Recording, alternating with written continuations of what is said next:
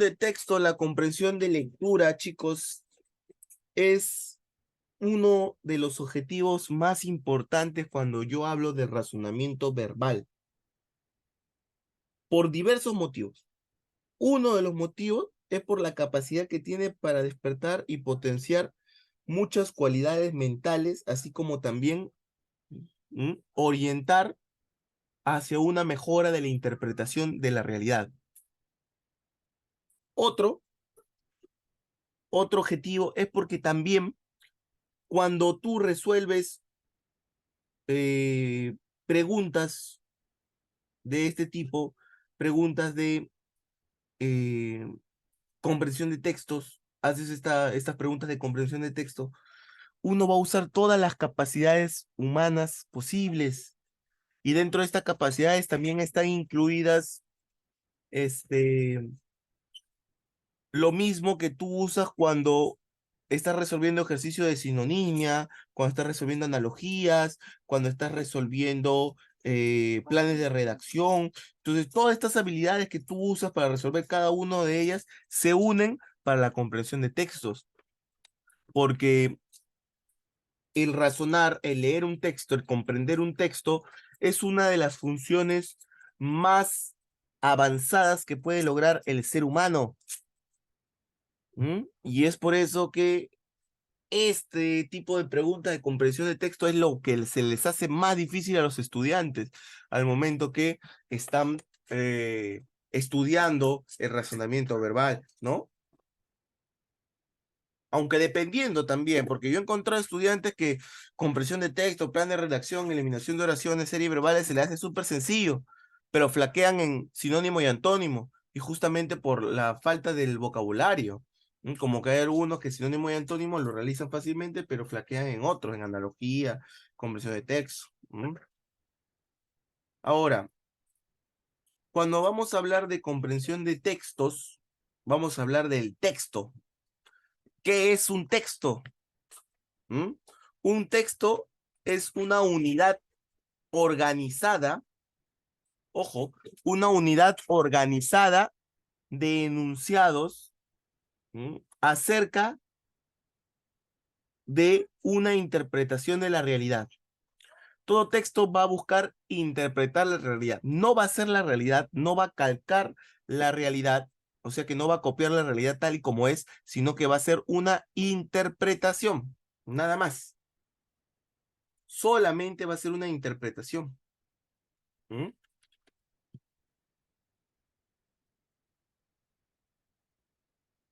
Ahora, ¿cuál es el origen? ¿Cuál es el origen de estos ejercicios? ¿Cuál es el origen?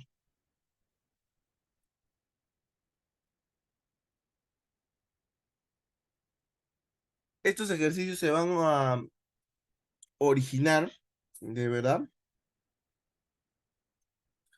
a raíz de exámenes que se empiezan a dar en diversas eh, pruebas para medir el coeficiente intelectual de la persona.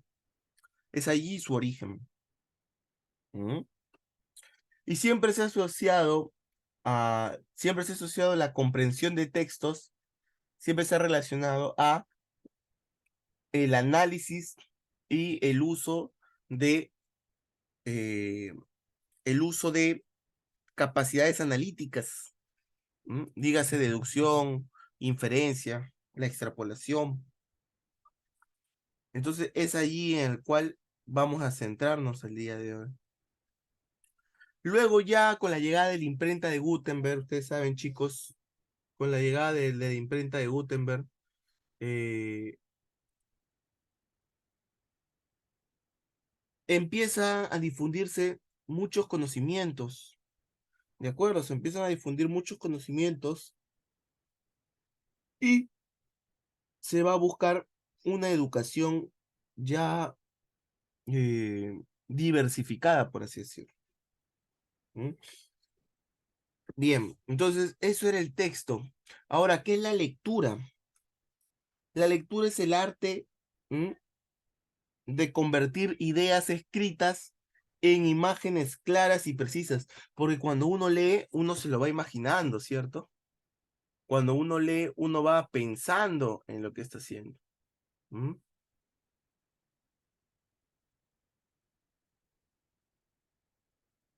La lectura, ¿mm? La lectura, chicos, también, ¿mm? nos va a llenar de gozo. Por ejemplo, cuando estamos leyendo literatura, ¿mm?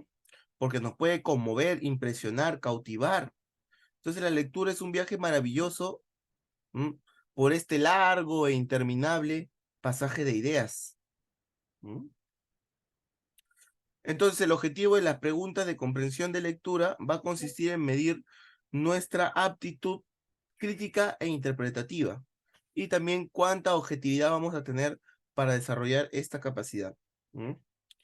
La lectura va a ser el camino para el desarrollo de un país. Desde la educación primaria, estos los alumnos, los estudiantes, deben estar motivados y no obligados a leer, sino motivarlos a leer, ¿m?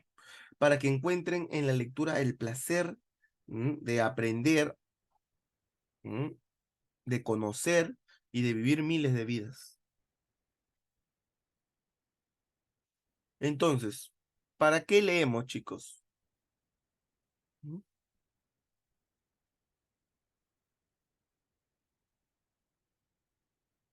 Nosotros leemos, chicos, para conocer la realidad, ¿m? Para tener una visión precisa del mundo en el cual se vive, ya sea el aspecto social, político, económico, etcétera.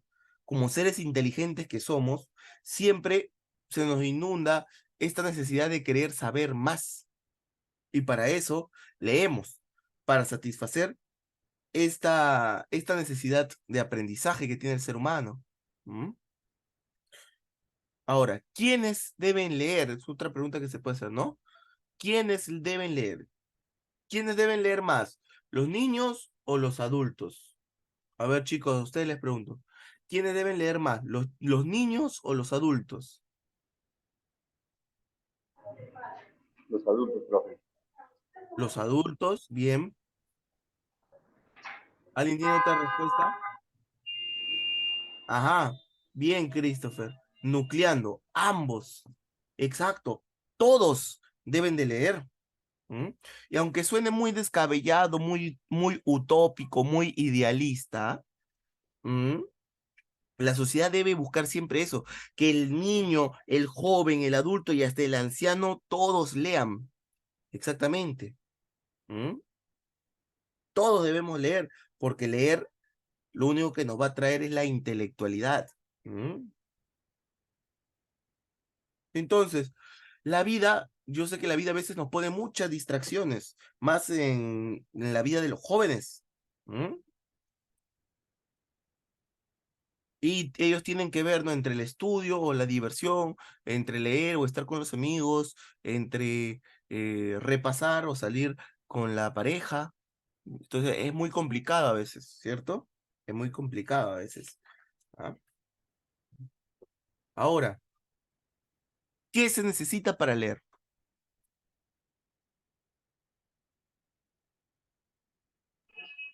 El hábito. El hábito. Muy bien, Juan. El hábito. Perfecto. Es lo primero, un hábito. Pero ¿cómo se desarrolla ese hábito? ¿Cómo? Leyendo, ¿no? Pero o sea, ¿cómo te nace a ti esa gana de leer, de leer, de leer, de leer? ¿Cómo? La voluntad, ¿ah? La voluntad. Entonces, es necesario despertar esa voluntad que duerme en nosotros, a ese duendecillo que está dentro tuyo y que quiere saber más, que quiere vivir mis vidas.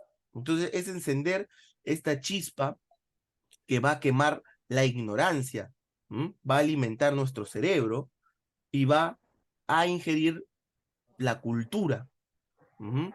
Para luego procesarla y que nos genere a nosotros sabiduría. ¿M? Es por eso, chicos, que también, ¿no? El escritor Danilo Sánchez Lión, ¿m? Gran escritor peruano, que ha escrito muchas obras y él se centra, es especialista en la lectura en la escritura, porque él es escritor, y también en el estudio de la comprensión de textos de nivel inicial y de primaria. Él nos dice que leer es la más grande de las aventuras, pero tiene un riesgo supremo. ¿Qué riesgo? Pues no se sabe si después de salir de una página o de un libro se seguirá igual o si seremos tan distintos que podemos escoger otro destino. Leer es quizá la capacidad intelectual más elevada y maravillosa del hombre, porque es crear, es rescatar lo más profundo de nuestro pensamiento y de nuestra sensibilidad. Leer es consustancial al hombre y define lo que es la dimensión humana, porque sencillamente es lo que diferencia al hombre del animal. Esto es, la capacidad de descifrar signos, así como de atribuir u otorgar significado a los fenómenos y las cosas. ¿Mm? Eso es, para Danilo Sánchez Lión, lo que es la lectura. ¿Mm? Ahora, ¿qué factores, chicos, van a influir en la lectura? ¿Qué factores influyen en la lectura? ¿Mm? Cuando uno lee, está condicionado a ciertos factores externos e internos. ¿Mm? Por ejemplo, algunos factores externos, ¿de acuerdo? Miren, y estos factores, chicos, van a ocasionar van a ocasionar el, el éxito o el fracaso de la labor de la lectura. ¿Ah? Ojo, así, estos factores son los que te van a condicionar. Primero, miren, uno de los factores externos, la luz. Es un factor muy importante. ¿Ah? Para que una lectura sea sencilla, sea fluida, no debe haber ni demasiado luz ni poca luz. Demasiada luz no, para no cansar la vista, ¿m? Que no se nos irrite, ni muy poca, porque vamos a forzar nuestra vista y perdemos y corremos el riesgo de dañarla. ¿M?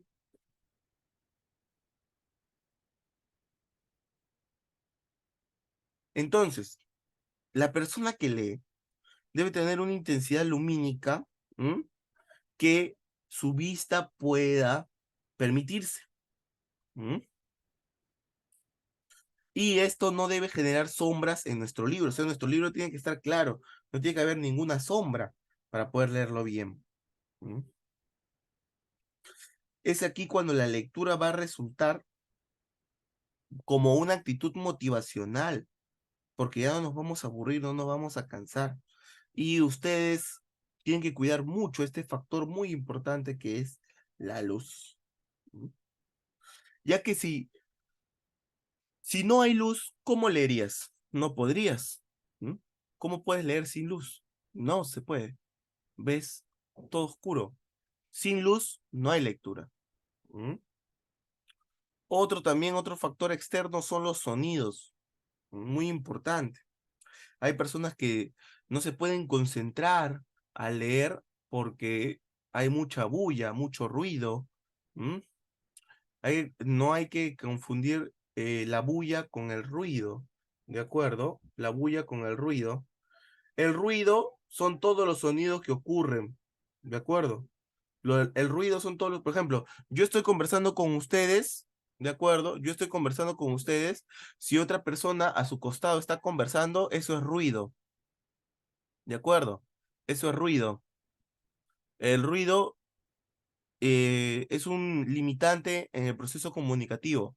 La bulla es muy diferente. La bulla es, por ejemplo, el sonido de los carros, ¿m? Es todos estos signos acústicos que no tienen una interpretación válida dentro de nuestra realidad, ¿no? Eso es la bulla. Entonces, los sonidos, ¿no? Dígase ruido, dígase bulla, ¿ah?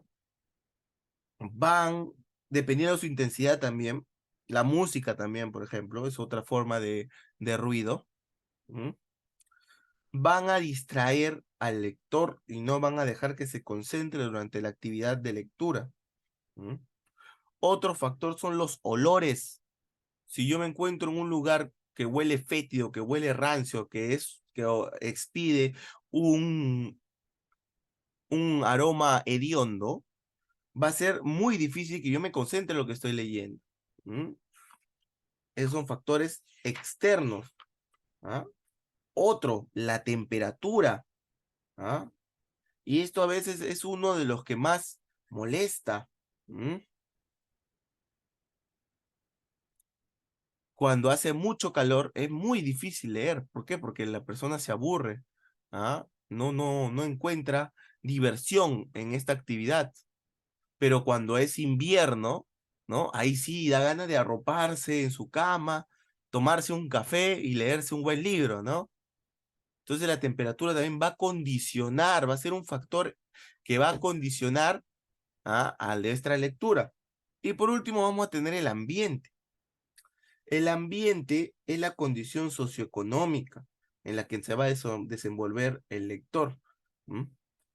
Muchas veces la pobreza nos genera escasos recursos, nos genera problemas depresivos, problemas con uno mismo, y esto va a impedir, ¿de acuerdo?, el progreso de una lectura. ¿Mm? Entonces, estos factores socioeconómicos son muy importantes también a la hora de leer. Pero no solo tenemos factores externos, sino también factores internos. Por ejemplo, tenemos de dos tipos, los psicológicos y los fisiológicos. Dentro de los fisiológicos vamos a tener, por ejemplo, el hambre y la sed, ¿m? Que con frecuencia pueden interrumpir mucho nuestra lectura, ¿no? El hambre y la sed nos van a interrumpir mucho nuestra lectura, ¿m? Por las mismas necesidades fisiológicas que tiene el hombre. ¿Qué otro tipo de necesidades fisiológicas tiene el hombre? Pues obviamente el miccionar, ¿ah? Es otro de nuestro esto. ¿M? Ahora, los factores psicológicos. Tenemos diversos factores psicológicos. Uno de los factores psicológicos más importantes, chicos, es la atención. ¿M? Es la actividad mental más importante al momento de una lectura, la atención. ¿M? Pero para prestar atención a la lectura, lo primero que debemos hacer es despertar nuestro interés por él. ¿Ah?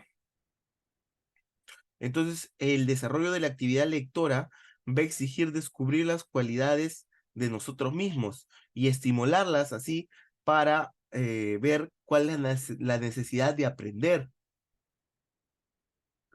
¿Mm? Entonces, este factor de la atención está determinado por nuestra autoestima y por nuestro ambiente socioeconómico y moral. ¿Ah? Debemos prestar atención al momento de leer. Sin esta atención no vamos a poder comprender nuestro texto. ¿Mm? Otro factor psicológico es la imaginación. Es la capacidad, la cualidad intelectual que tiene el cerebro que nos va a permitir leer y a la vez yéndonos imaginándonos, ¿ah? Yéndonos imaginándonos cómo pasan los hechos. Entonces, la intensidad con que se manifiesta la imaginación va a evocar una fluida o una lectura cortada, cualquiera de los dos. Si hay mucha tensión, va a haber si hay mucha, disculpen, imaginación, va a haber una lectura fluida. Si es al contrario, va a estar muy cortada, sosegada. Se va a perder por sus pensamientos, también porque no tiene concentración. ¿M? Entonces, esta es una cualidad muy típica en el ser humano cuando es niño. ¿Ah?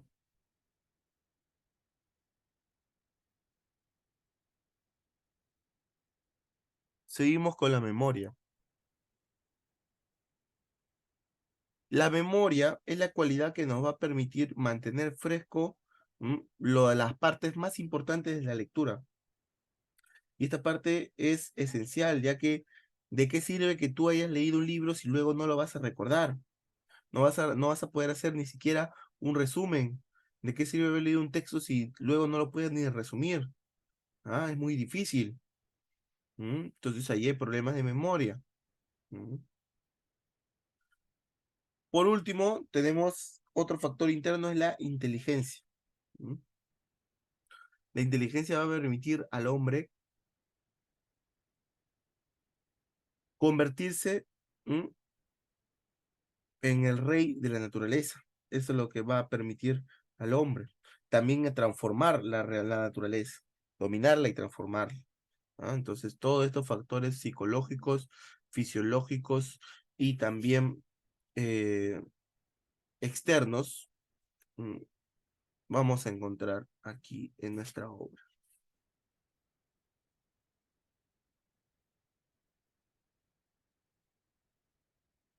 Por último, para pasar ya a la siguiente página y entrar de lleno, vamos a hablar acerca de los principios. Hay dos principios. Primero, el principio de de la interpretación, disculpen, ¿m? Que aquí nos va a decir que una buena comprensión de textos se va a deber a nuestra capacidad para deducir, ¿m?, entender y descubrir las ideas. ¿De acuerdo? Funcione en fragmentos, en preguntas, en alternativas. ¿Qué tanto pueda decidir para aprender?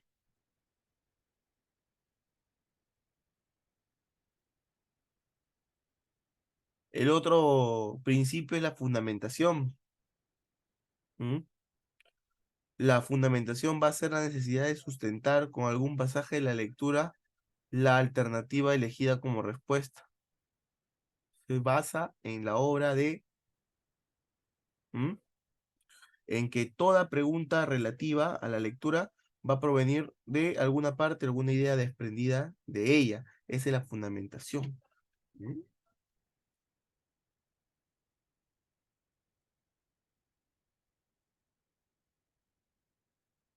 Bien, chicos, ahora estamos en la etimología. ¿Qué es la etimología? La etimología es la ciencia que estudia el origen de las palabras.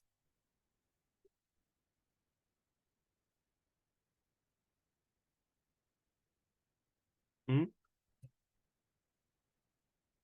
Entonces, ahí dice, desde una óptica, desde una visión etimológica, la dicción, la voz lectura va a provenir del verbo latino legere, que va a connotar ideas de recoger, cosechar o clasificar un fruto. ¿Mm? Entonces podemos definir a la lectura como un eficiente medio de comunicación humana en cuyo procedimiento complejo van a intervenir dos aspectos fundamentales. Uno de orden físico, mediante la percepción visual de un texto escrito, y otro de orden intelectual, encargado de la comprensión del autor. Ambos aspectos deben estar siempre en íntima interacción y tienen tal importancia que el desarrollo de ambos, mediante una sincronización precisa, depende de la eficacia de la lectura. A este procedimiento complejo de percepción visual y de comprensión se le va a denominar lectura. Ahora, dice el enfoque lingüístico de la lectura. Un texto es susceptible de ser analizado como un acto de comunicación lingüística, en los cuales vamos a encontrar un emisor, un mensaje y un receptor. El emisor, chicos, sabemos quién va a ser siempre el emisor. ¿Quién va a ser siempre el emisor?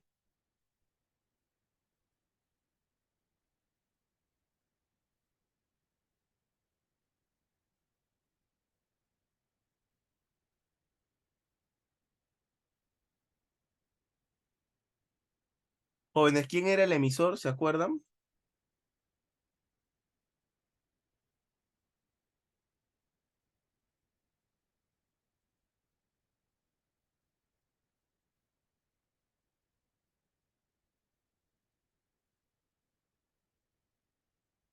El emisor es el autor del texto.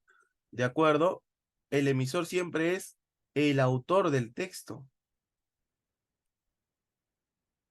¿Mm?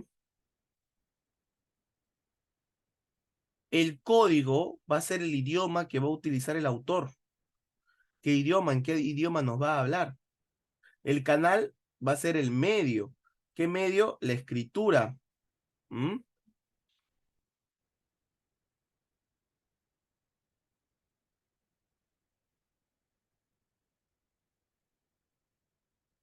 El mensaje va a ser la información dentro del texto. Ese va a ser el mensaje. ¿Ah?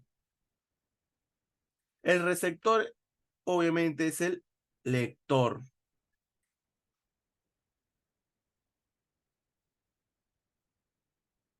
¿Mm? Y la realidad va a ser la que va a construir el texto.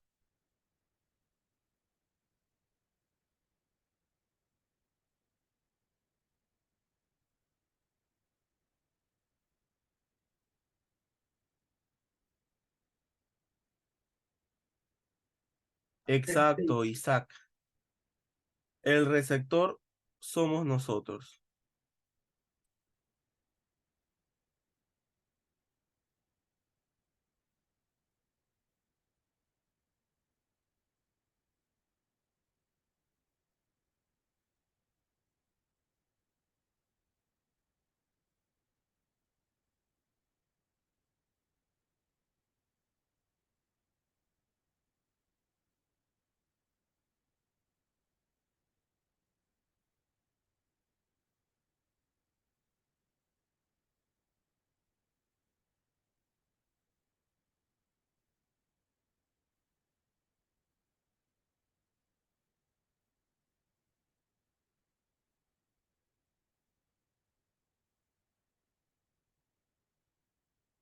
Vamos a continuar. Ahora tenemos, ¿no? Eh, dice el texto y sus estructuras. Pero antes de hablar del texto, ¿qué significa comprender un texto? Comprender un texto va a significar, chicos, siempre estar en la capacidad de exponer de manera coherente lo que hemos leído, o sea, de explicar lo que hemos leído. Si tú lees y no entiendes, ahí hay una gran, un gran problema. Si tú no puedes explicar lo que has leído, ahí hay un gran problema, porque lo primero que significa comprender un texto va a ser poder explicar de manera coherente lo que has leído. ¿Mm? También, para decir que has comprendido un texto, tienes que diferenciar o destacar la idea más importante, se le puede llamar la idea central, la idea principal, y distinguir las secundarias. Y así voy a establecer relaciones que hay entre las diversas ideas que procede mi texto.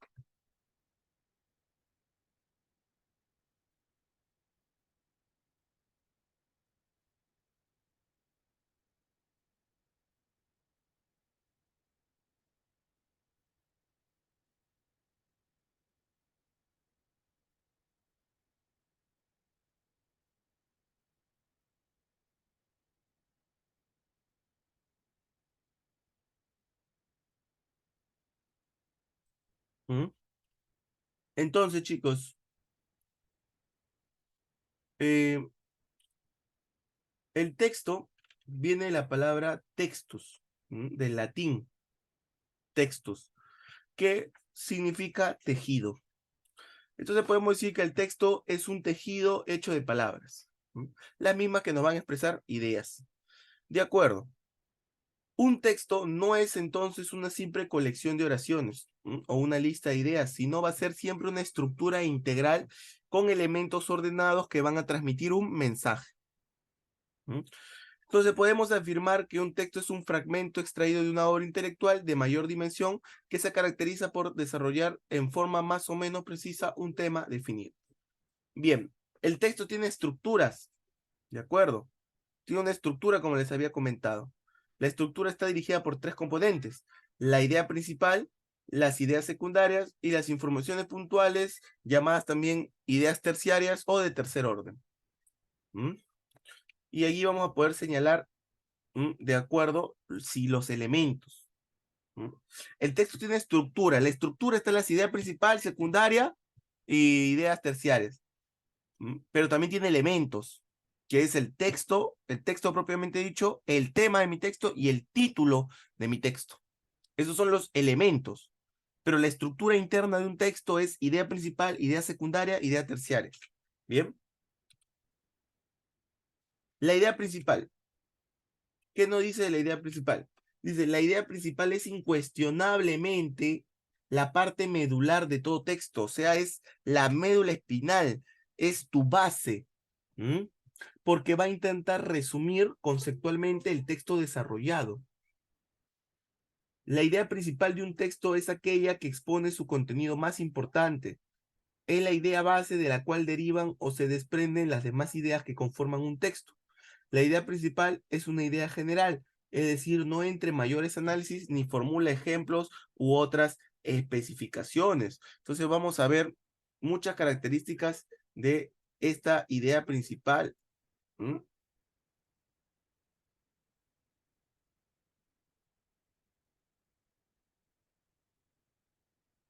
Estas ideas principales, chicos, nos van a generar a nosotros, ¿mm?, una forma rápida, correcta y esencial para ver, para analizar, ¿m?, y para eh, poder diferenciar lo esencial de un texto. ¿M?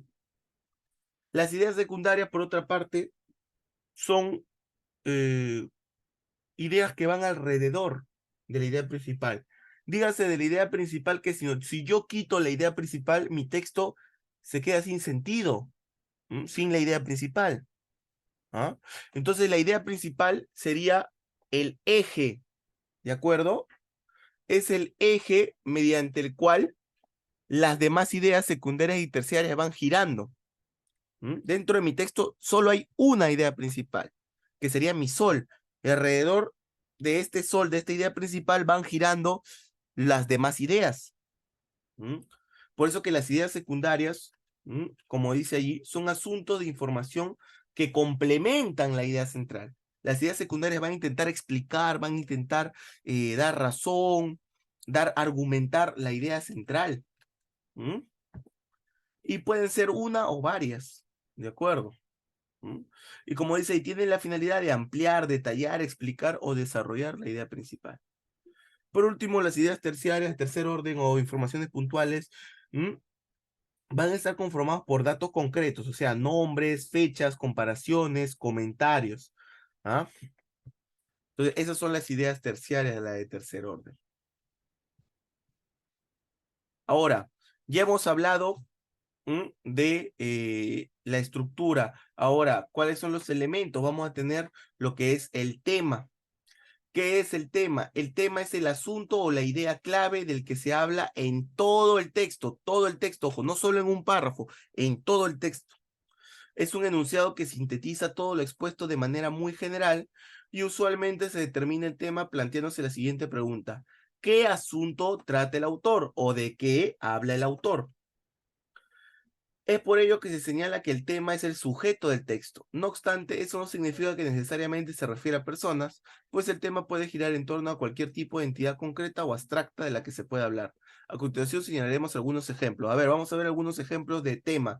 Por ejemplo, si yo quiero hablar de una persona, José Carlos Mariátegui. Si yo quiero hablar de un suceso importante, la Revolución Cubana. Si yo quiero hablar de un fenómeno, la leucemia. Si yo quiero hablar de una patología, la radioactividad. Si yo quiero hablar de un valor, la solidaridad. Si yo quiero hablar de un personaje y sus obras, su concepción, Einstein y la teoría de relatividad, ¿eh? Entonces, nuestro tema puede ser variado, abstracto o concreto, no hay problema. Bien, tenemos este primer texto, texto número 1, dice: descubierta en 1882 por el científico Robert Koch, que dio nombre al bacilo, la tuberculosis causa daños irreparables en los pulmones del ser humano y provoca cada año la muerte de 3 millones de personas en las áreas más deprimidas del mundo, según datos de la Organización Mundial de la Salud. La tuberculosis se contagia por inhalación de los bacilos contenidos en las gotitas respiratorias despedidas por las personas enfermas cuando tosen o hablan, pero también por vía gastrointestinal a través de la leche contaminada con el microbio de la tuberculosis bovina. El bacilo afecta a los pulmones, en cuyo caso se conoce como tuberculosis pulmonar, donde provoca lesiones que pueden llegar a ser mortales, especialmente en el caso de los niños. Después de muchos estudios, la streptomicina y otros fármacos conocidos proporcionaron vacunas eficaces contra la dolencia, pero eran incapaces de atacar el bacilo, Mycobacterium tuberculosis, en sus distintas y frecuentes mutaciones. Como resultado, la enfermedad ha llegado a adquirir carácter de epidemia en numerosos países pobres en los que de no invertirse la tendencia habrá 200 millones de enfermos y 70 millones de muertos desde ahora hasta el año 2020. Entonces, ¿el tema del texto cuál sería?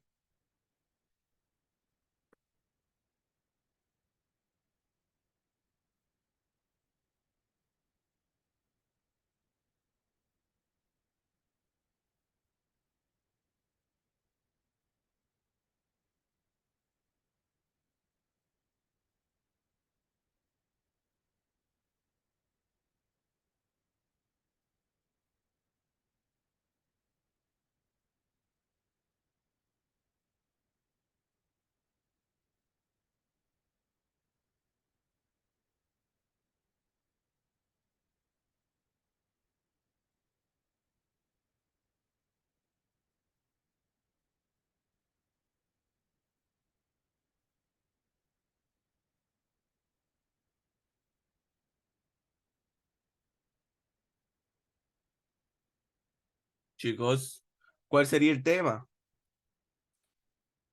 ¿De qué está hablando el texto?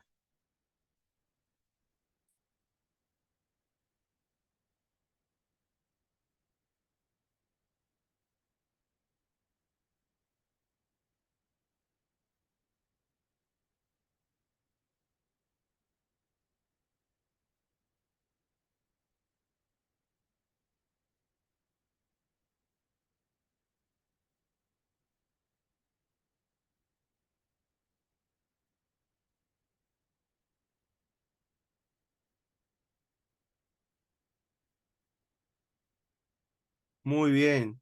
La tuberculosis. Bien, chicos. Bien. Aquí tenemos otro texto. A ver, dice. La hepatitis viral es una de las causas de mortalidad de personas en todo el mundo. Esta puede presentarse en sus formas crónicas y agudas, la cual se caracteriza principalmente por la inflamación del hígado por virus de diferente agresividad. Actualmente se han identificado a 5 virus como responsables de la hepatitis. Estos son de tipo A, B, C, D y E. Todos ellos son, todos ellos con características especiales, como la hepatitis viral B, uno de los más agresivos, tanto en su presentación en las formas agudas como en sus secuelas, ya que puede derivar de una cirrosis viral y ser transmitida por transfusiones de sangre, secreciones y relaciones sexuales. ¿Cuál sería el asunto del texto?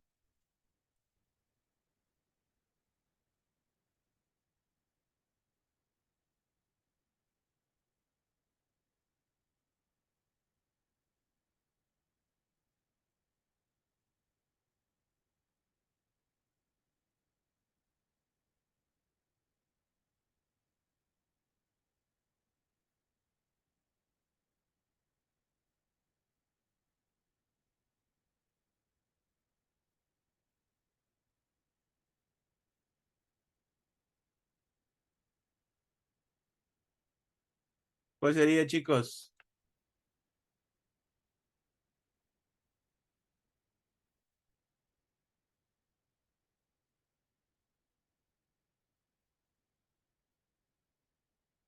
¿Cuál sería, jóvenes?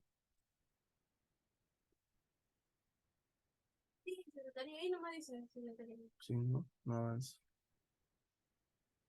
Vamos a ver. ¿Será la B? El La C, asunto profe.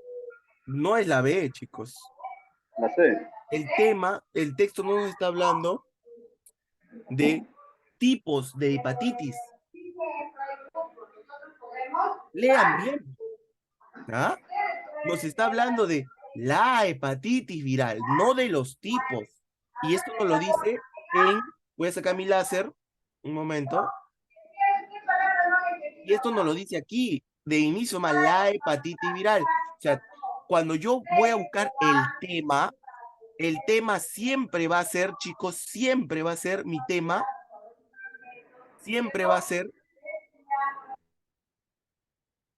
lo que se habla en todo el texto. Yo sé que en el segundo párrafo nos está hablando de los tipos A, B, C, D y E, pero todo el texto nos está hablando de uno solo, la hepatitis viral. Ya, guau. Mañana es el examen nacional, ese de comunicación y matemáticas que siempre dan en Sí, es solamente hacen suma, resta, todo así. ya, ¿qué pasa? Eso estará en internet, pero del año pasado estará. ¿Sí? Sí, porque es una práctica. ¿Y por qué aprendió? Sí, pero ¿por qué me practica el momento? Sí, es anónimo. ¿Cómo no se da caso? Es anónimo. Sí, pues. Para que vean cómo están los estudiantes. ¿Mm? Mm.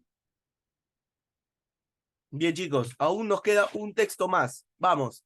Dice, las dos grandes religiones de la India estaban fundadas en concepciones distintas de la divinidad.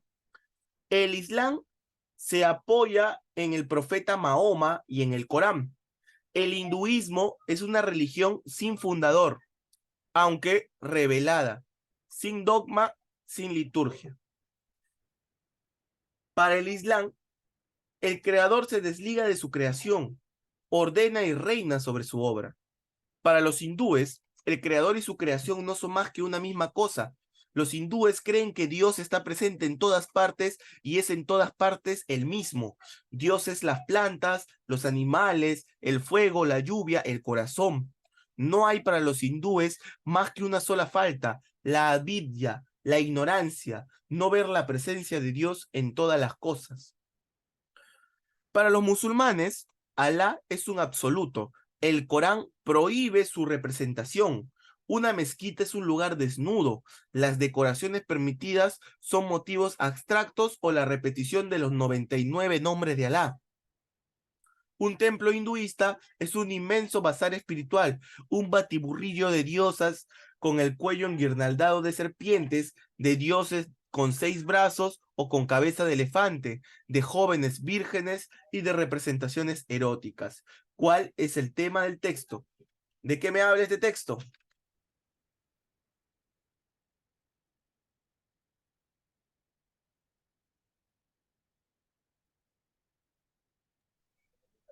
Ah, profe. La A, me dicen. Sí, profe. Las religiones de Oriente. No, ese no es el tema.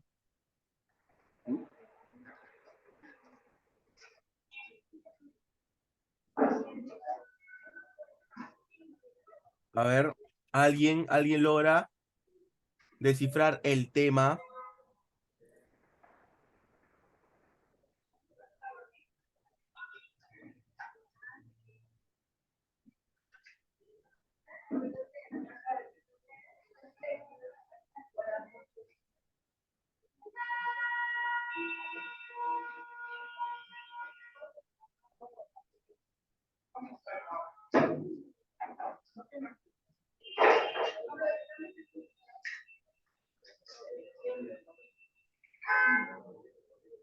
Muy bien, Pablo. La respuesta es la E.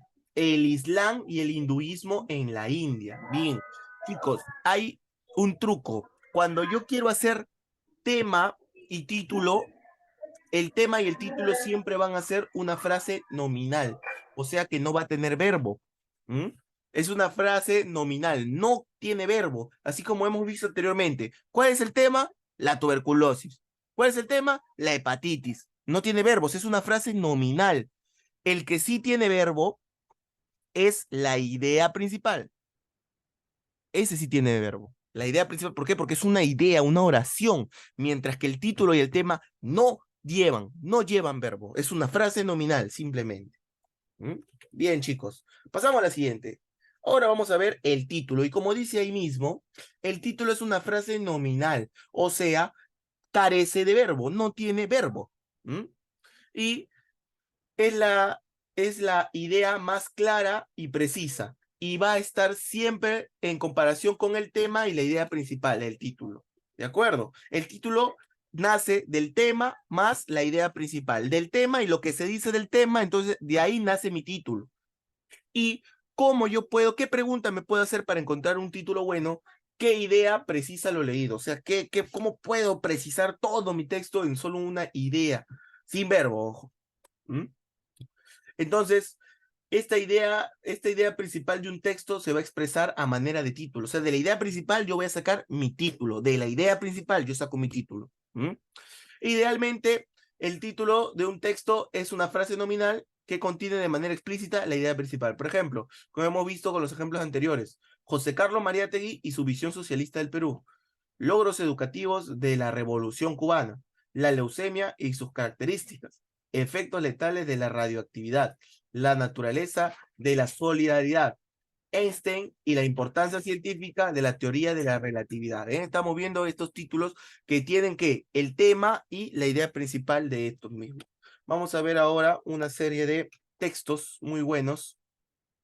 Tenemos este primer texto que dice así: el argumento ad misericordiam es la falacia que se comete cuando se apela a la piedad para conseguir que se acepte una determinada conclusión. ¿Ah?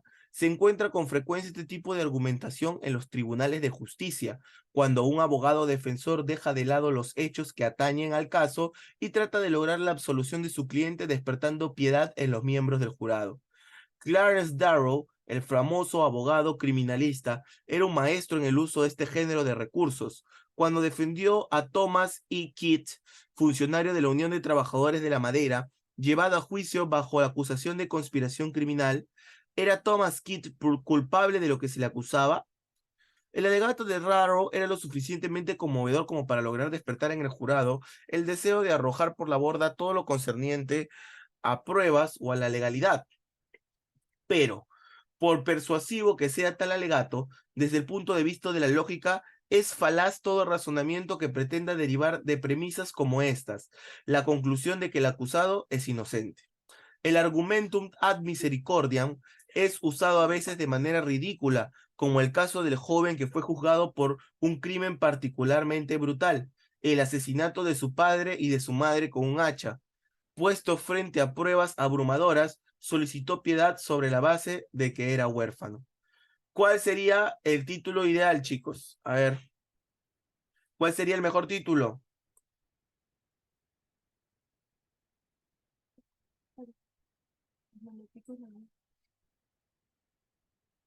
¿Cuál sería el mejor título para este texto?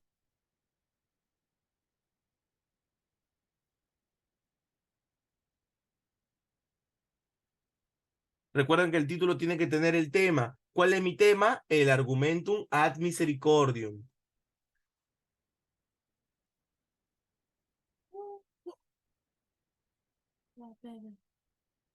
Yo lo voy a poner. Ahí lo voy a poner.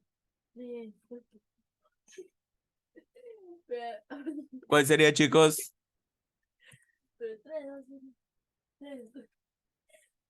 Bien, Pablo. Respuesta correcta es la A. Muy bien, ¿no? El argumentum ad misericordiam y su ámbito de aplicación. Ya. Bien. Vamos con el siguiente texto. Dice, según Platón, el hombre no puede percibir la realidad de las cosas. Lo que el hombre ve o siente no es más que el reflejo imperfecto de una realidad espiritual que le es imposible alcanzar por medio de la razón. Y esa realidad se llama idea o forma. La idea más perfecta es Dios, que es el origen y el fin de las cosas. El hombre posee un alma inmortal que la muerte libera de su envoltura corpórea. Y después de sucesivas reencarnaciones, el alma se reintegra a Dios, que es el bien. Durante la vida, la felicidad del hombre tiene por base la virtud y la sociedad organizada, que es el Estado. Tiene por fin la justicia y como medio la educación. ¿Cuál sería la respuesta? ¿Y qué título sería más apropiado ahí?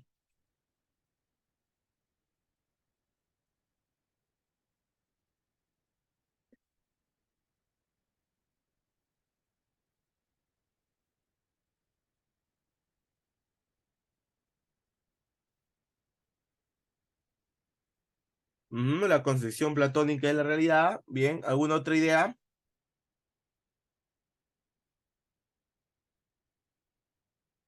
¿Ninguna?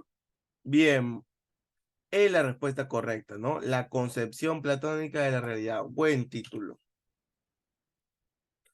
Tenemos el último texto, dice, podemos observar cómo el lenguaje contribuye al desarrollo de la personalidad y es vehículo de ajuste social. En primer lugar, es bien sabido que los individuos tienden a comportarse según lo que los demás piensan que son. Cuando las personas dan una impresión amigable para nosotros, nos consideran competentes e interesantes. Tendemos a expresar estas cualidades en nuestra personalidad. Si somos tratados con respeto por otros, también nos consideramos respetables nosotros mismos. La conciencia de utilizar un lenguaje agradable y del cual no nos avergonzamos contribuye materialmente al sentido de equilibrio, autoconfianza y autoaprecio. Un buen lenguaje, como la buena vestimenta, puede hacer mucho por un individuo que quizá de otro modo estaría obligado a rebajarse. ¿Cuál sería el mejor título?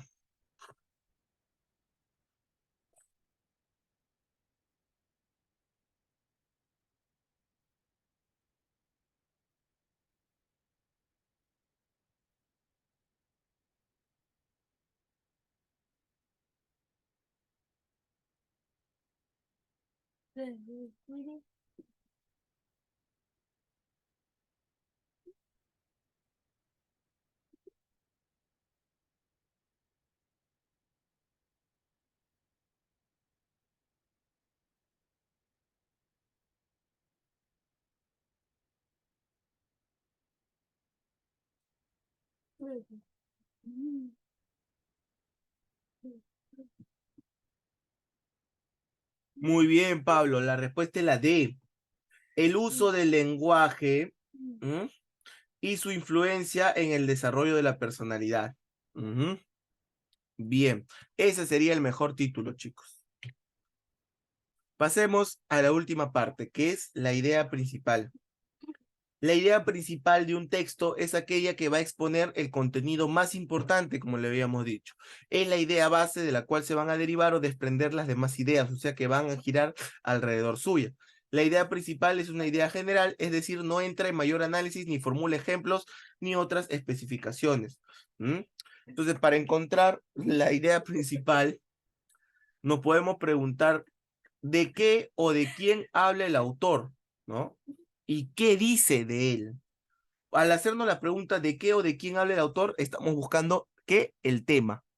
Y ahora, ¿qué dice del tema? ¿Ah? Es por eso que el tema, la idea principal está muy relacionada, porque la idea principal es qué se dice del tema del texto. ¿Mm? Tenemos a ejemplos, ¿no? José Carlos Mariátegui analizó la realidad nacional desde una perspectiva socialista. La Revolución Cubana ha logrado combatir efectivamente el analfabetismo. La leucemia es una enfermedad caracterizada por el exceso permanente de leucocitos en la sangre. La solidaridad exige que nos comprometamos con los problemas que afectan la existencia de los demás. Einstein, a partir de la teoría de la relatividad, estableció nuevas leyes. Bien, tenemos dos textos aquí. Dice, antes de comenzar el examen del aspecto psicológico del egoísmo y del amor a sí mismo, debemos destacar la falacia lógica que implica la tesis de que el amor a los demás y el amor a uno mismo se excluyen recíprocamente. Si es una virtud amar al prójimo como a mí mismo, debe serlo también, y no un vicio, que me ame a mí mismo, puesto que yo también soy un ser humano. No hay ningún concepto del hombre del que no esté incluido. Una doctrina que proclama tal exclusión demuestra ser intrínsecamente contradictoria. La idea expresada en el precepto bíblico, ama a tu prójimo como a ti mismo, implica que el respeto por la propia integridad y unicidad, el amor y la comprensión del propio sí mismo, no pueden separarse del respeto, el amor y la comprensión al otro. El amor a sí mismo está inseparablemente ligado al amor a cualquier otro ser. ¿Cuál de los siguientes enunciados resume mejor el texto? A ver, ¿cuál sería la idea principal en este texto? ¿Qué tiene? No sé, no quiere que le quites su hueso. No quiere, no quiere, déjalo, déjate, hombre. Espérate, le voy a quitar su hueso cuando esté desprendido. A ver, chicos, ¿cuál se resume mejor el texto? Cuando está comiendo, no le quites. Cuando está comiendo, no le quites. Cuando está comiendo. ¿Ves? Cuando está comiendo, no le quites. Cuando está comiendo, no le quites. Ya déjalo en paz. Déjalo en paz, déjalo en paz. Cuando ¿Cuál está sería desprendido. la idea principal ahí?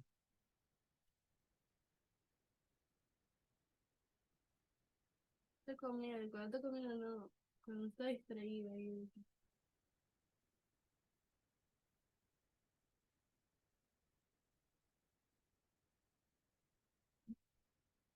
Ya no lo molestes, amor. Te va a morder feo, ¿no?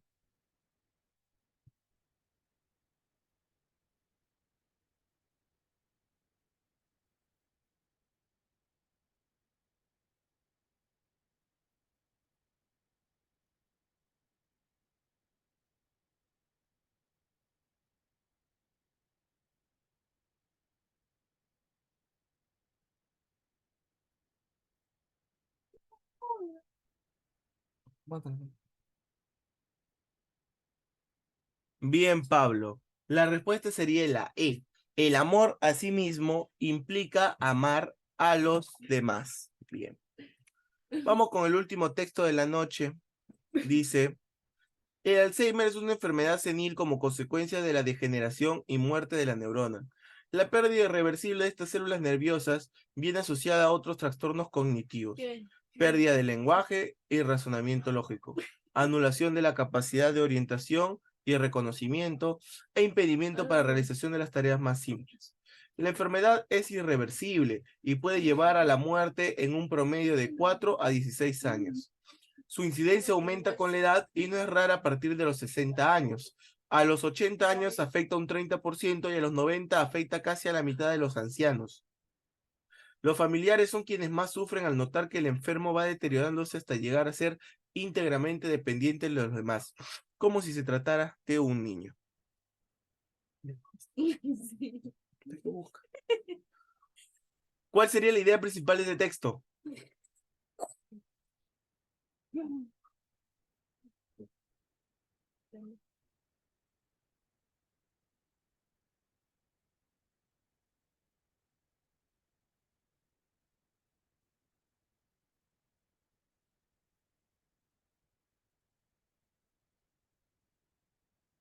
Me dices la C, la B. A ver. ¿Por qué? ¿Por qué? La respuesta correcta sería la C, ¿de acuerdo?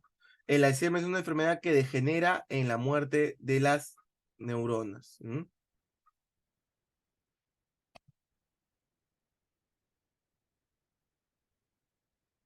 La respuesta sería la C.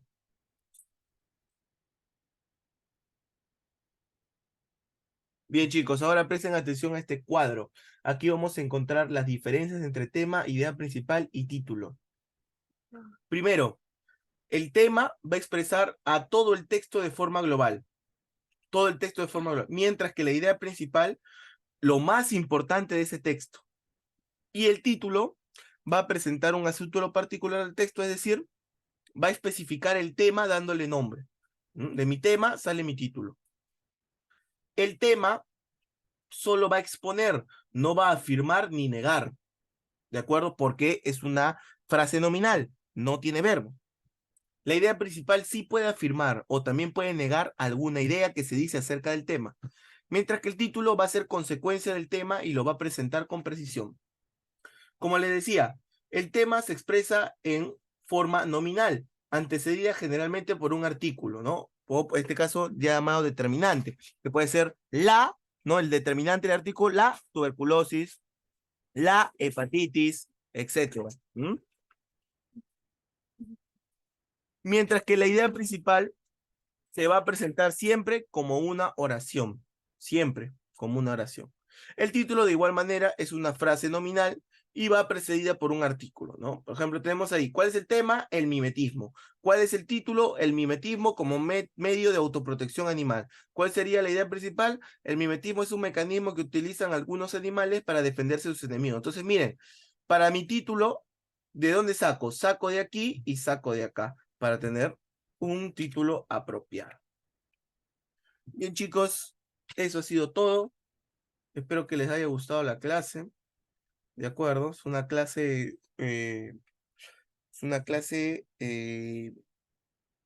acerca de la comprensión de textos. ¿Mm?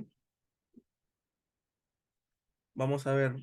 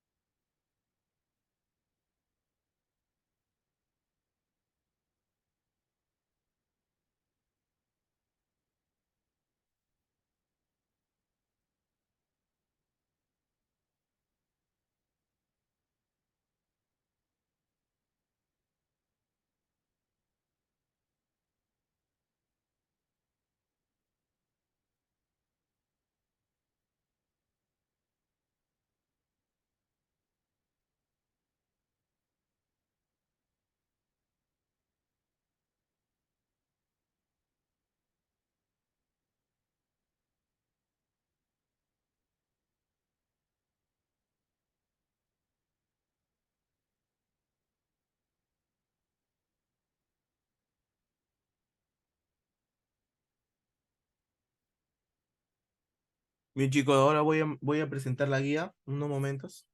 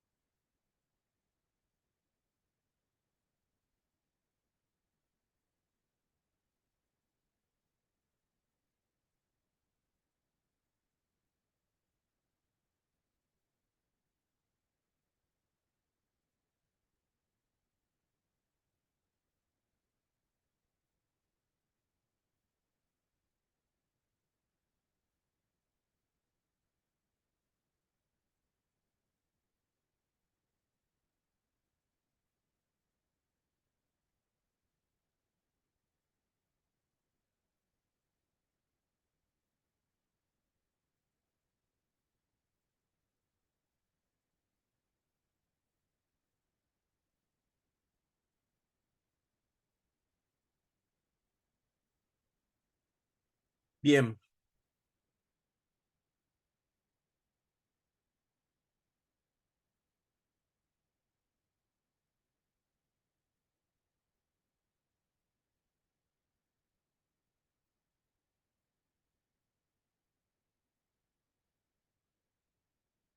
bien, chicos, ustedes con su guía también, que les di la semana pasada con la guía. Vamos, tenemos el primer texto.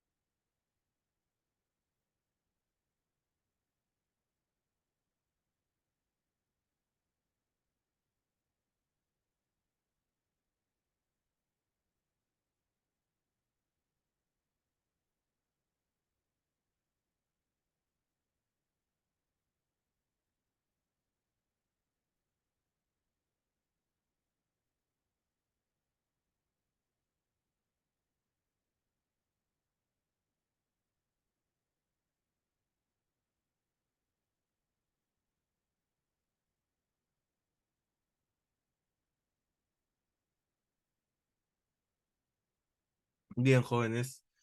Tenemos esta primera pregunta de este texto número 1 que nos habla acerca del café. ¿Qué respondieron entonces ustedes?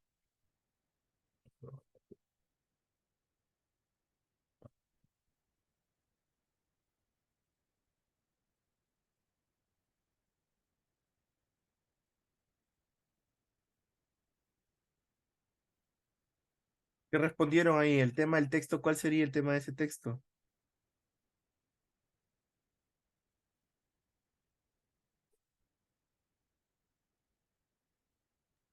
La C, profe. La sustancia de alcaídos. Alcaloides. No es la respuesta. A ver, ¿alguien tiene la respuesta?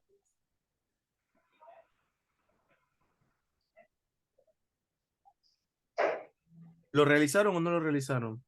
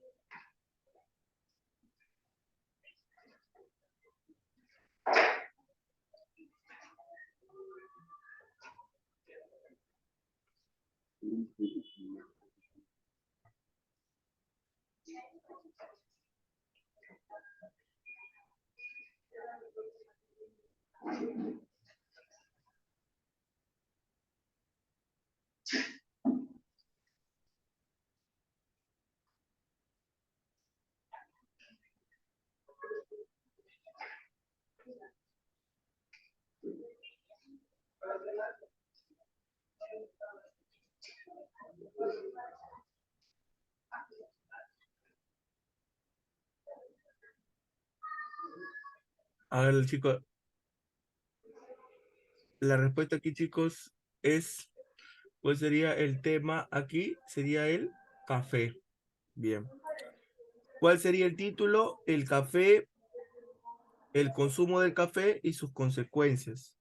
¿Cuál sería la idea principal? La idea principal es que el café es una bebida estimulante en razón a una sustancia alcaloidea llamada cafeína. En el texto número 2 nos están hablando acerca de la esquizofrenia. Por eso mismo, ese va a ser mi tema. La idea principal del mismo va a ser que la esquizofrenia es una gran psicosis que te separa de la realidad. ¿Mm? El título más apropiado sería una explicación acerca de la esquizofrenia. Bien, chicos, esto yo se lo dejé la semana pasada para que ustedes lo resuelvan, ¿no? Se comprometieron, profe, sí, lo vamos a hacer, ¿no? Entonces, por eso estoy pasando de esta manera, porque ustedes se comprometieron para poder realizar esta clase por su cuenta, esta práctica de comprensión de textos por su cuenta, ¿no? O al menos intentar. El tercer texto nos va a hablar sobre el pedagogo Jean Piaget. Y el título sería El desarrollo intelectual del niño según Piaget. ¿Cuál sería el tema, el asunto del texto? Pues el desarrollo cognitivo. ¿Qué enunciado resume mejor que para Piaget el desarrollo cognitivo es producto de la interacción del niño con el medio ambiente? ¿No? Piaget es lo que nos explica esto. No es un maduracionista ni un... tampoco es un ambientalista, ¿no? Él dice que es un interaccionista. La interacción del niño es lo que da el aprendizaje. El enfoque maduracionista nos dice que el organismo va a determinar el desarrollo intelectual. ¿Por qué? Porque es mientras más madura el ser humano, mejor va a comprender, va a aprender. ¿No? Eso es lo que nos dice. ¿De acuerdo? Desarrollo cognitivo es sinónimo de desarrollo interaccionista. Bien. En el texto número 4 nos van a hablar del nirvana, de Buda y todo eso. ¿Qué temática va a desarrollar el autor? El autor va a desarrollar la temática de la naturaleza del nirvana. Ese va a ser el tema, la naturaleza del nirvana. Luego, la idea más importante del texto, la idea principal sería que el nirvana es un estado de sosiego imperecedero, ¿no? De un estado de tranquilidad eterna. ¿Qué título sería el más adecuado? El título más adecuado sería El nirvana como expresión de la eterna felicidad. Y hay una condición para acceder al nirvana. Para acceder al nirvana tienes que tener la condición de poseer un conocimiento sin defectos. Y se va a deducir del budismo que es la religión predominante en los países asiáticos. El siguiente texto nos va a hablar acerca de las investigaciones para el diagnóstico del cáncer. nos van a hablar de diferentes metodologías, diferentes formas con el cual. Entonces, ¿cuál sería el tema central para esto, para ese texto? El tema central sería las investigaciones para diagnosticar un tipo de cáncer. Dice, la palabra medidos en el texto, ¿qué significa? ¿Dónde lo tenemos? Tenemos acá. Medidos. Dice, los marcadores tumorales son productos bioquímicos como proteínas, enzimas y hormonas segregados por células tumorales que pueden ser medidos en el laboratorio con muestras de fluido orgánico, especialmente sangre. Sería entonces analizados. Bien. La 19. ¿Cuál de los siguientes enunciados está en desacuerdo con lo puesto en el texto? Lo que está en desacuerdo es la gammagrafía porque no aparece dentro de nuestro texto. Solamente se nombra, ¿no? Como una técnica, pero no nos dice qué es lo que hace. Entonces, si no está en el texto, esa es la respuesta. 20. Se desprende del texto que las técnicas bioquímicas son ineficaces. ¿Para qué? Para definir el cáncer elaborado antes del nacimiento, ¿no? Obviamente, ¿cómo vas a encontrar cáncer antes de que nazca? Es imposible, ¿no? Según el texto, la proteína oncofetal se va a producir en el lapso de la vida fetal, o sea, cuando te estás desarrollando, allí se va a producir la proteína oncofetal.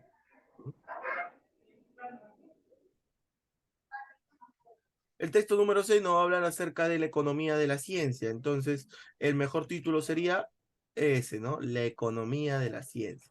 Según el texto, ¿la memoria en qué nos va a ayudar? Según el texto, la memoria es una herramienta de lenguaje que nos va a ayudar a recordar estos signos lingüísticos. Un cambio fundamental en el lenguaje escrito radica en que va a simbolizar el carácter universal del pensamiento. Mientras que según el texto, la experiencia que debe permitir economizar saberes, y según el texto, el lenguaje es principalmente una actividad economizadora. Vamos con las 7. En las 7 nos están hablando acerca de la genética de los virus y la conducta del bacilo de colon, lo más conocido como la Escherichia coli. Entonces, ¿qué nos dice el número 27? Nos dice que los virus se van a constituir como seres de poca complejidad que entrañan la esencia fundamental de los seres vivos. ¿Mm? ¿Por qué? Porque el texto no va a explicar, si es que lo han leído, que los virus no son seres vivos propiamente dichos, sino que necesitan de otra célula para subsistir, para parasitarla y así procrearse. ¿Mm? Según el texto, el campo fundamental de la genética está constituido, ¿por qué está constituido? Por la herencia y la mutación. ¿Mm? Es lo básico de la genética. Según el autor, biólogo es a físico, como virus es a átomo. ¿Mm? Según el texto, el estudio de los virus es a genética celular, como química es a biología. ¿Mm? El autor tiene declarado un interés por el estudio preciso del accionar del bacilo de Koch. No, error. Del comportamiento genético del bacilo de colon. Ajá.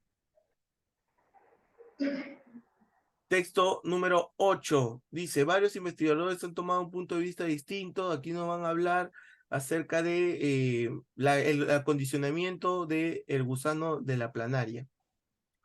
¿Mm? Entonces, el texto, la lectura va a girar en torno a qué? A las investigaciones sobre la base química de la memoria. ¿No? Este texto es muy interesante, chicos, se lo recomiendo. Muy interesante este texto.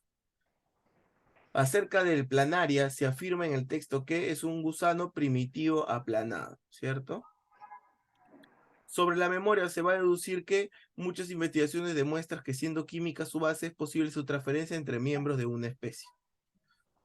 Con respecto al trabajo realizado por Thompson y McCullen, se empleó experimentalmente en planaria, gusano de género primitivo. De acuerdo a lo leído, no es correcto que ciertas ratas le temen de modo natural a la oscuridad, no es incorrecto. Texto número 9, aquí nos van a hablar de las plantas angioespermas, ¿de acuerdo? Que son las primeras plantas con flores. Y acerca de una controversia acerca de una mosca que se encontró a 145 millones de años atrás. ¿Cuál sería el título del texto? La antigüedad de las angiospermas, porque eso es lo que nos habla, ¿no? De la antigüedad de las angiospermas.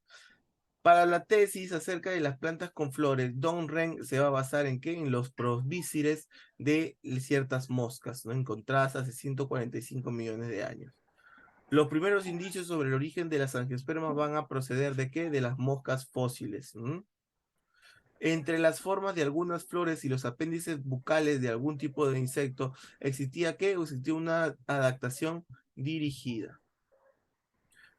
Coincidiendo con el autor, se puede afirmar que el descubrimiento de moscas fósiles de 145 millones de años establece la presencia coetánea, o sea, en el mismo tiempo, de plantas con flores tubulares. Último texto, nos van a hablar acerca del motor a chorro, motor por impulsión, o también llamado motor a reacción o motor cohete. Hecho, bueno, lo básico lo inició el inventor peruano Pedro el Paulet. ¿Cuál sería el título más apropiado de mi texto? Sería pues, no, si estamos hablando del motor cohete y la conquista solar. Según el texto, los gases expulsados por el motor se van a mover en direcciones opuestas y con la misma fuerza, según la tercera ley de Newton, que todo objeto que te golpees te va a devolver la misma fuerza en el sentido contrario. La exploración espacial es un logro ¿de qué? ¿De qué es un logro?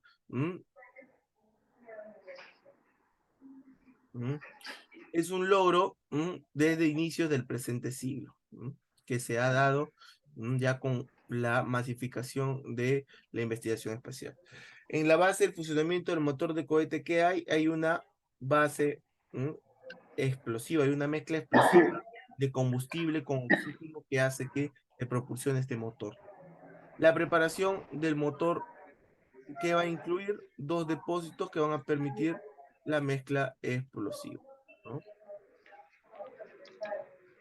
Bien, chicos, así era como se resolvía esta guía. Recuerden que esto lo dejamos la semana pasada todavía, así que debía de estar realizado, ya debía de haber estado hecho. ¿Ah? Vamos a la siguiente.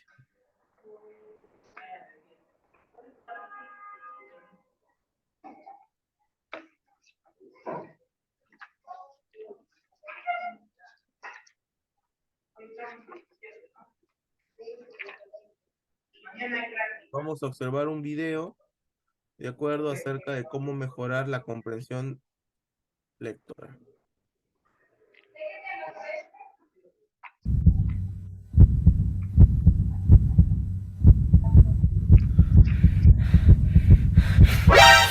¿Escuchaste eso? Es mi emoción de que estás de vuelta a nuestro curso de técnicas de estudio. Por fin ha llegado la hora de que hablemos de esto.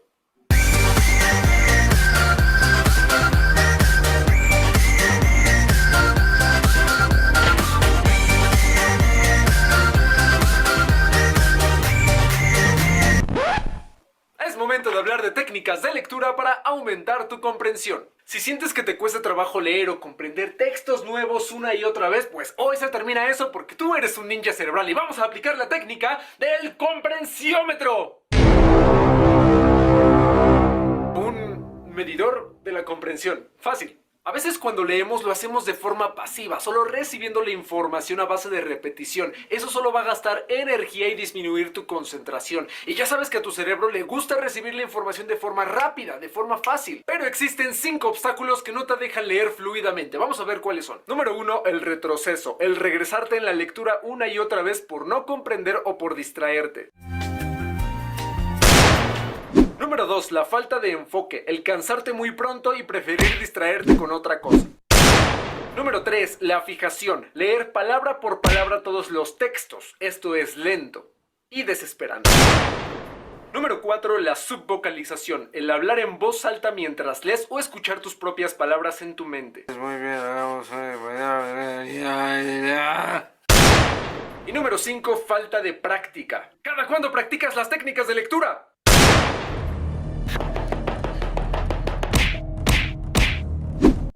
No existen los malos lectores, solo existen los malos hábitos de lectura y el primer paso es eliminar estos obstáculos para que empieces a mejorar esta habilidad. Recuerda esta regla, leerlo todo es un lujo que no nos podemos permitir en la actualidad. Si tu vida es muy activa y tienes que estudiar muchas cosas, tienes que leer de forma inteligente para recordar lo que es necesario o lo que te pueden preguntar. Para ello actualmente existen muchos métodos de lectura, incluyendo el SQ3R, inspeccionar, crear preguntas, leer, recitar y revisar. Está el SQ4R, que es lo mismo pero con un paso extra. Reescribir, resumir o responder las preguntas anteriores. Y está el PQRST, previsualizar, crear preguntas, leer, resumir y evaluar. Hasta me dan ganas de crear mi propio método. Yo creo que le pondría algo como NMFHQTA. Ningún método funciona hasta que tomes acción. Estos métodos son muy buenos, sin embargo, el realizar de forma perfecta cada paso en cada sección de todos los libros que estás leyendo puede tomarte mucho tiempo, cosa que a veces no tenemos, como dice Cal Newport. No he conocido a estudiantes de alto rendimiento que usen métodos como el SQ4R. La razón, toman mucho tiempo. Lo que hacen estos estudiantes es descubrir métodos simples para aumentar el conocimiento y adaptarlo a diferentes clases. No significa que estén mal, depende de tu estilo y lo que más te acomode, siempre y cuando simplifiques el proceso y te facilite el estudio. La clave está en que conozcas los fundamentos de una lectura eficiente, que se divide en 3 pilares: la velocidad, la comprensión y la retención. Dominando estos 3 podrás recordar y comprender lo que sea en menos tiempo. En este video hablaremos de la comprensión. Vamos a aplicar las 4 mejores técnicas de lectura activa basándonos en el cono del aprendizaje de Edgar Dale, que dice: entre más activo sea tu estudio, más vas a recordar a largo plazo. Estas 4 técnicas van a ser tu comprensiómetro para que nunca tengas que repetir y releer lo mismo una y otra vez y lo comprendas fácilmente en menos tiempo. Técnica número 1. Utiliza el pseudo skimming. Skimming significa pasar por encima del texto para poder detectar cuál es la información más importante. Ahora, ¿por qué pseudo skimming? Porque no lo vamos a aplicar para todos los párrafos. Antes de empezar a leer, tienes que echarle un vistazo al capítulo o sección del libro que vas a leer. Presta atención a los títulos, subtítulos, negritas, cursivas, tablas, procesos o lo que más llame tu atención, ya que estos son los indicadores de importancia en el texto. Primero, lee de forma veloz el inicio y el final de algunos párrafos para darte una idea en general de lo que vas a leer. También considera leer en reversa. ¡Hey, espera! ¿Qué haces?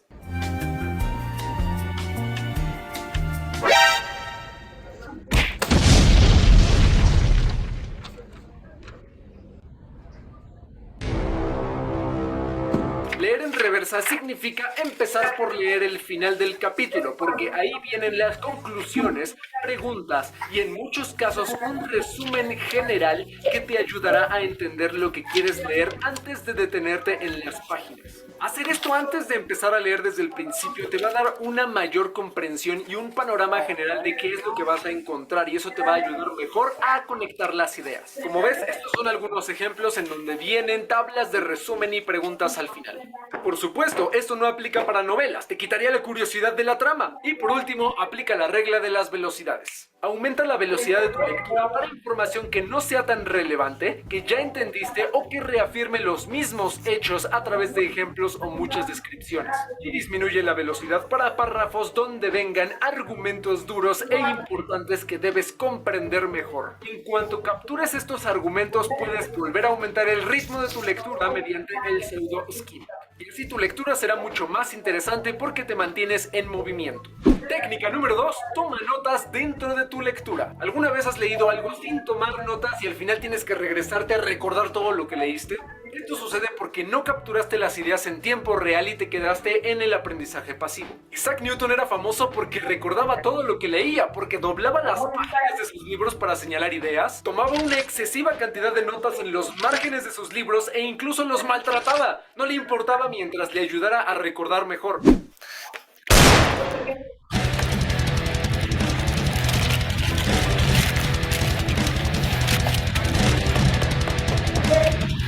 No, espera, no te estoy diciendo que destruyas tus libros. Lo importante es que te des cuenta de cómo al involucrarte en la lectura te hará recordar mucho más. ¿Entendido?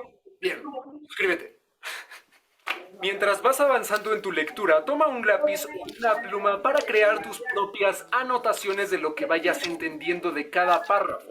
Aquí puedes aplicar la interrogación elaborativa. Pregúntate, ¿por qué esto es importante? ¿Qué significa para mí?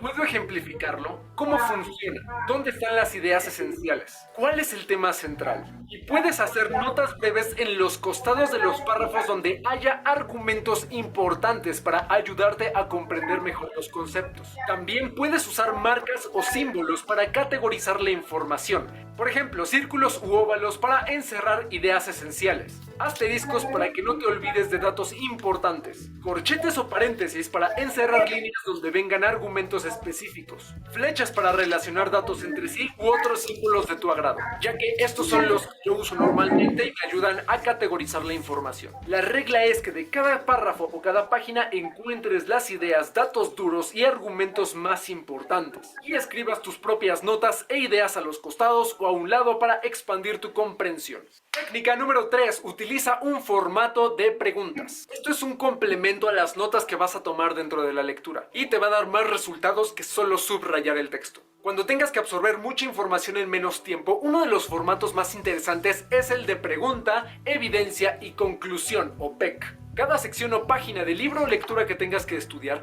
va a incluir un argumento central. Cuando lo encuentres tienes que buscar la conclusión. El argumento central de cada página o sección va a ser la pregunta, porque aún no encuentras la respuesta. Tienes que seguir leyendo para buscar a qué se refiere. Después busca la conclusión de este argumento, que lo explique de forma sólida. El paso final es marcar rápidamente con tu lápiz algunos datos que sirvan como evidencia para respaldar el tema usando el pseudo-skimming como algún ejemplo o alguna descripción adicional. La magia es que si haces esto para todas las páginas, capítulos o secciones de libros que tengas que leer, vas a tener identificados todos los argumentos centrales con su conclusión y algunas evidencias, y eso te va a servir como una mini guía para facilitar tu repaso y simplificar el contenido. Y técnica número 4, simplifica y resume lo que leíste. El último paso consiste en llevar todas las notas que tomaste dentro del libro, las marcas que realizaste y el formato de preguntas en un resumen sencillo que te ayude a simplificar todas las páginas que leíste.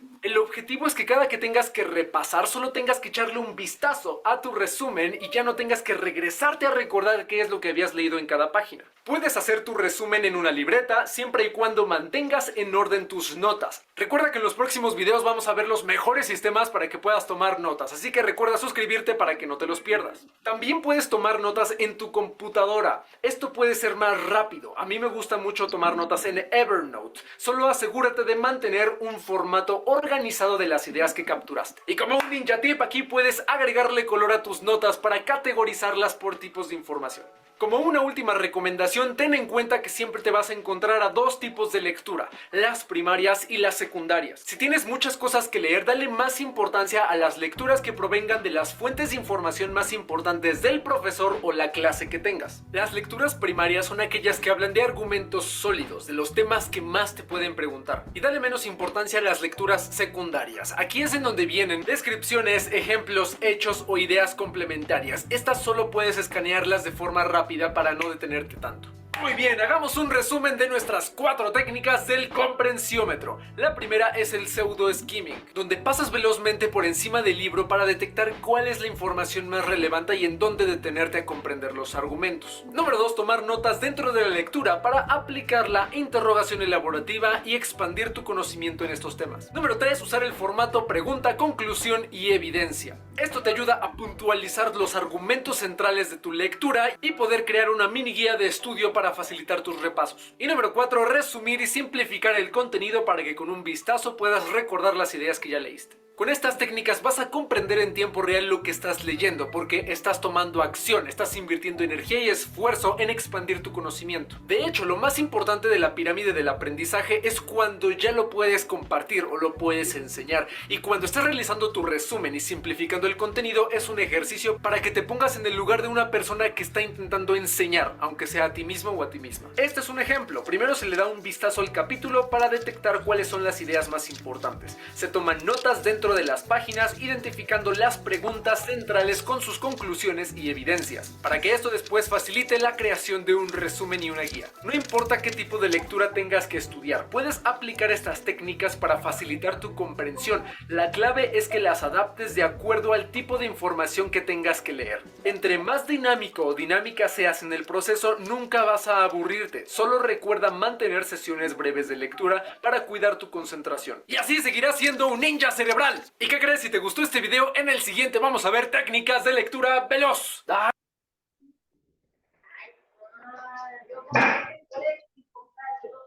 Espero que les haya ayudado ese video, que les haya motivado ese video.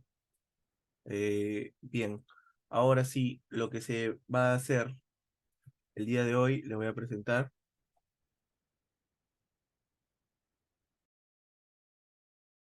bien. Este es lo mismo, seguimos con Aduni, ahora otros.